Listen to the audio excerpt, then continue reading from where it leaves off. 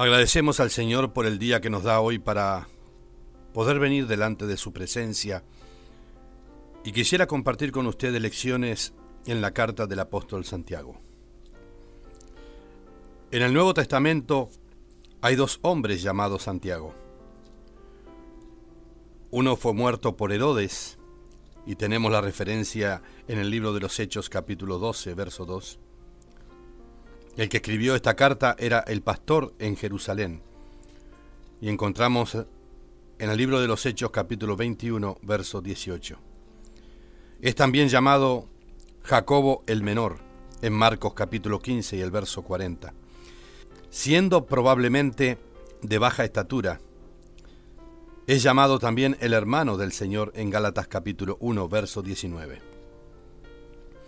El nombre Santiago es Jacobos en el griego, mientras que Jacob es Jacob. Sin embargo, Santiago y Jacobo son Jacob en el alemán. El significado de ambos es el mismo y es verdaderamente interesante.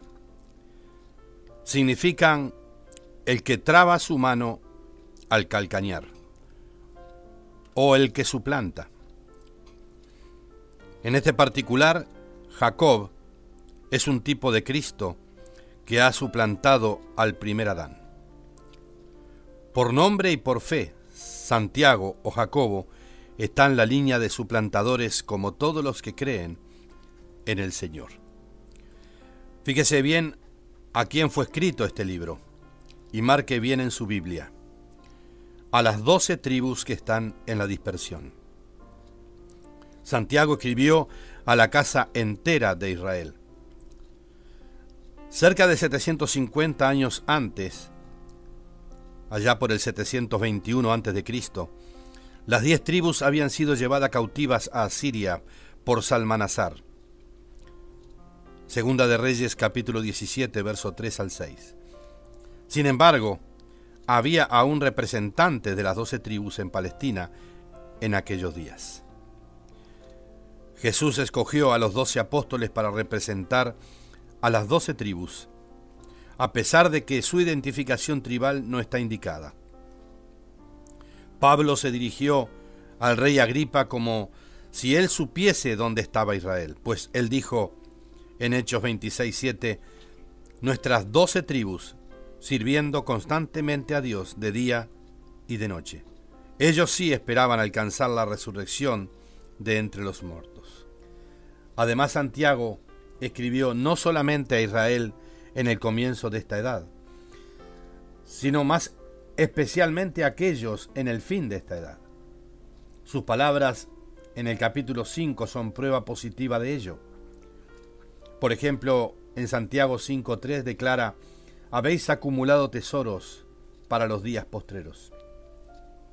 Tenga en cuenta entonces que Santiago no escribió a la iglesia. Él era uno de los apóstoles del reino, con un mensaje para el reino. Su ministerio era distinto al ministerio del apóstol Pablo. Su evangelio aparentemente fue diferente del evangelio de Pablo.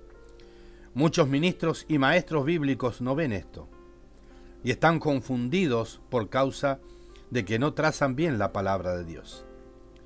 Hacen un gran embrollo de doctrina y para poder escapar de la confusión, ellos califican como anticristiano a los seguidores de Pablo, quienes proclaman sus enseñanzas. Pudiera entonces preguntar alguno: ¿por qué leemos Santiago? Y respondemos: porque escrito está, toda la escritura es inspirada por Dios y útil para enseñar, para redarguir, para corregir y para instruir en justicia. Segunda de Timoteo capítulo 3, verso 16. El tema de esta epístola es la fe hecha práctica. Algunos dicen que Santiago contradice a Pablo en esta carta. ¿Y cómo puede ser eso? Si fuera así, no podríamos decir que esta carta es inspirada por el Espíritu. Sin embargo, hay armonía en decir, están de acuerdo. A pesar de que Santiago no alcanzó la verdad más profunda, Pablo enseña la salvación por la fe, mientras que Santiago enseña que si son salvados, hay que probarlo por las obras y por su andar. Aquí encontramos la palabra fe y obra, 14 veces cada una, y la palabra gracia solo 2 veces. Pablo acentuó la gracia, dando énfasis a la salvación del lado de Dios. Santiago da énfasis a las obras, no como medio de salvación, sino como una prueba de posesión de la salvación, diciendo, muéstrame tu fe sin tus obras. Capítulo 2, verso 18. Si usted cree en la gracia divina, demostrará su fe en ella por las buenas obras. Vamos a hacer un bosquejo de los capítulos de la epístola de Santiago. El capítulo 1 habla de la prueba de la fe. Capítulo 2 habla de las obras de la fe. El capítulo 3 habla de la victoria de la fe. Capítulo 4, la dependencia de la fe. Y el capítulo 5, el poder de la fe. Vemos una hermosa graduación, un desarrollo y una culminación de este bosquejo. Primero nuestra fe está probada, luego la fe probada obra efectivamente. La obra eficaz de la fe resulta en victoria. Luego la victoria de fe es contendida ferozmente por Satanás. De aquí surge un profundo sentir de necesidad y aprendemos la difícil lección de la dependencia absoluta del brazo omnipotente. Así llegamos a la quinta etapa y se manifiesta el poder divino de la fe, como vemos en nuestro estudio. Finalmente la fe triunfará en gloria a través del advenimiento de Cristo y su reino milenario.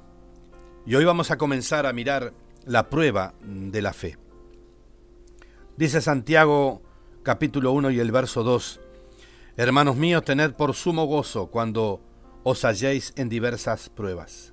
Esta carta fue escrita especialmente a Israel, pero hay provecho para nosotros. Y podemos hacernos preguntas: ¿cómo llegamos a las pruebas? Uno cae en ellas y sin darse cuenta. La caída viene sola, pues de repente uno cae en las pruebas.